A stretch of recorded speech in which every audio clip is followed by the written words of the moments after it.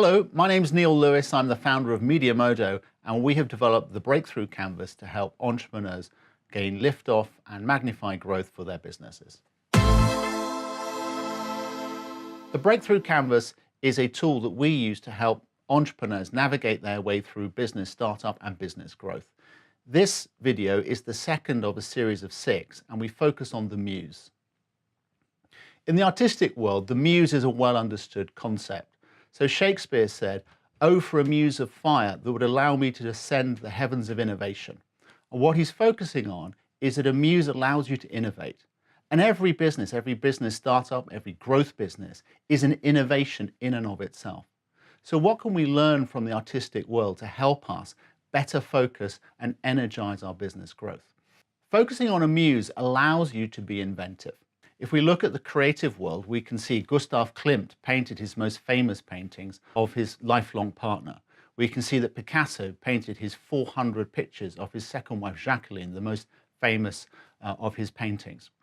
And what we can learn is actually entrepreneurs who are creating a business in that stage of innovation are doing something quite similar.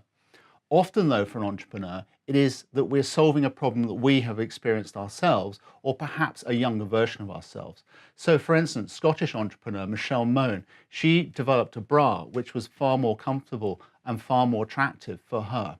Richard Branson tackled the perhaps unpleasantness or the discomfort of transatlantic flight. And an Indian entrepreneur, often known as Padman, or his name is Lakshmi, he developed a sanitary towel which was affordable for women who couldn't afford the original Western product, when he saw his wife and his family using unhygienic solutions and not being able to work or contribute for a whole week every month. These are entrepreneurs who focused on a single person and use that focus on solving the problem for a single person to be creative and innovative. So how do you choose your muse? Well, if you don't have a person in mind, if you haven't seen someone suffer a pain of some sort that you are driven through purpose to solve or resolve, then probably your muse is yourself. But your muse is the person or the character, if you like, where you can go and get answers. So when you wonder, should we innovate this way or that way, when you go back to your muse, it should be clear to you what your muse would want to have happen, and that will lead you in your business development. When you discover your muse and you focus in tightly on who that person is, then you'll find that your story becomes inspiring, and that'll make it so much easier to share through social media. It will galvanize your team and bring resources towards your business. But it'll also do one other thing as well, and that is repel those people who are really not attracted.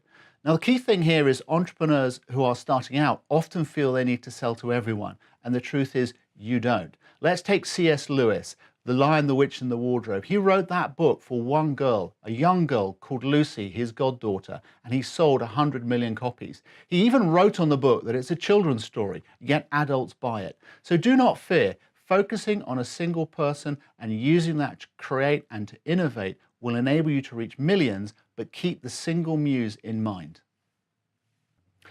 This is a series of 6 videos, and if you would like to receive notifications of the next video, please subscribe to the YouTube channel and join our Facebook group. Search for us on Facebook looking for MediaModo Group. There you'll be able to download your own free version of the Breakthrough Canvas and also join our free online events and the events that we run across Europe.